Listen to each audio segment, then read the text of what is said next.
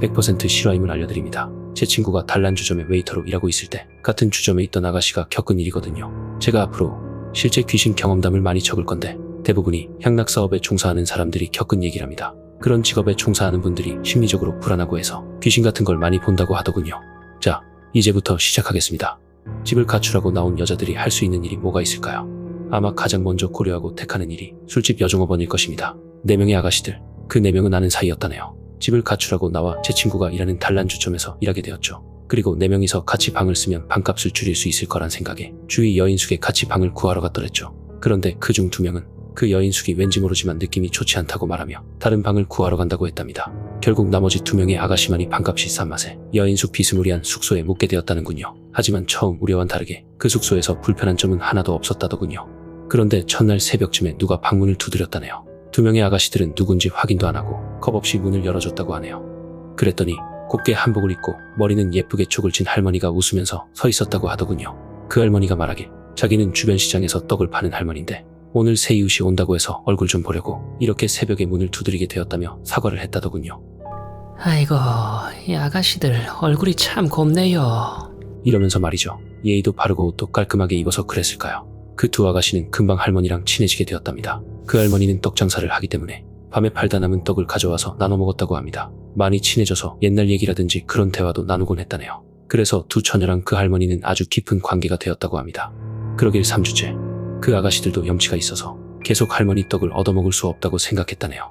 그래서 숙소 주인에게 그 할머니 인상을 말해주며 어느 방에 묵고 있냐고 물어봤더랍니다. 그랬더니 충격적인 사실이 드러나고 말았죠. 아이고, 이 아가씨들도 그 할매 본 거요. 이거 진짜 큰일 날라고 이러나. 무슨 일인데요?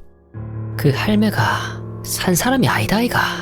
그 할매 옛날에 아가씨들 살던 방에서 살다 죽은 사람인데 아직 거기 있나 보네.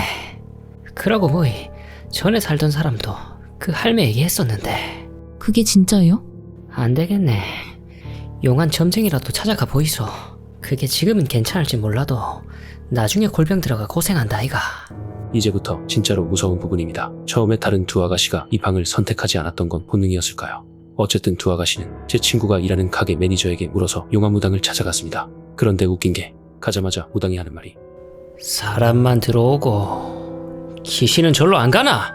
2 아가씨는 자기들의 얘기를 말해주고 도움을 구했죠. 그랬더니 그 무당은 이상한 부적 4장을 써주며 그 숙소 방 사방에 부적 1장씩 붙여두고 오늘은 절대 그 할머니가 와도 문을 열어주지 말라고 하더랍니다. 그래서 오늘 꼭 그 방에 들어가야 하는지 물었더니 그 방에서 귀신을 쫓아내야 2 사람한테 큰일이 없다고 하더라네요. 별수 없이 2 아가씨는 주점일도 하루 쉬고 그 방의 동서남북 사면에 무당에게 얻어온 부적 1장씩을 붙였다고 합니다. 그리고 이불을 뒤집어 쓰고 서로 팔짱 끼고 바들바들 떨었다는군요. 시간은 점점 가고 항상 그 할머니가 나타나던 그 시간이 다가왔습니다. 2 사람은 더욱 긴장하고 있었죠. 바로 그때 평소엔 똑똑하며 노크를 했는데 부적을 붙인 그날은 방을 쾅쾅거리며 두들기고 손톱으로 긁고 난리가 났더랍니다. 2 사람은 이불을 뒤집어 쓰고 두려움에 떨고 있을 수밖에 없었답니다. 한참을 쾅쾅거리던 문이 조용해집니다. 그리곤 할머니의 한탄스런 울음소리가 들려왔다네요.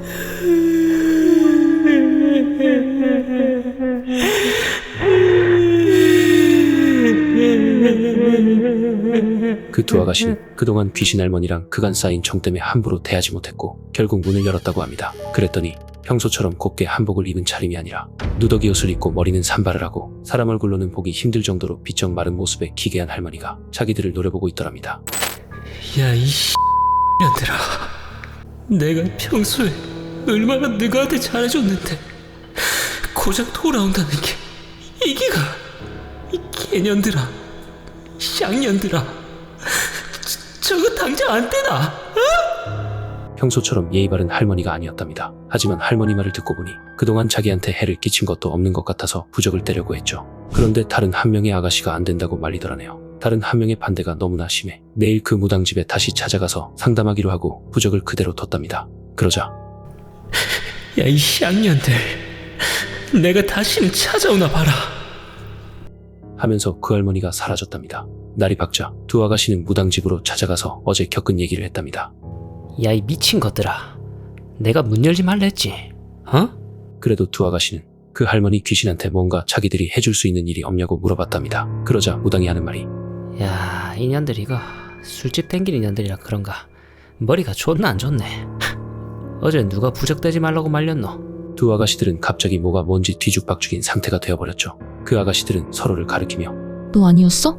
하면서 웃다가 싸늘하게 굳어버렸습니다. 여러분들은 이해가 되셨습니까?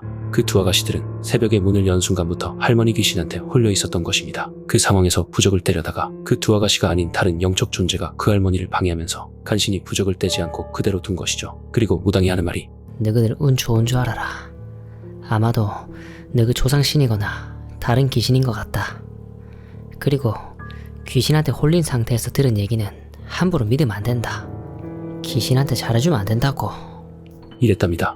전 그중 한 명의 아가씨를 본 적이 있는데 매일 일 시작하기 전에 향을 피우고 기도하고 시작하더군요. 정말 무섭지 않습니까? 이거 100% 실화입니다. 어디가 배경이냐고요? 지금은 제 친구가 부산 연산동에 있는 단란에서 일하지만 이 얘기 들을 때는 부산의 서동이라는 곳에서 일할 때입니다.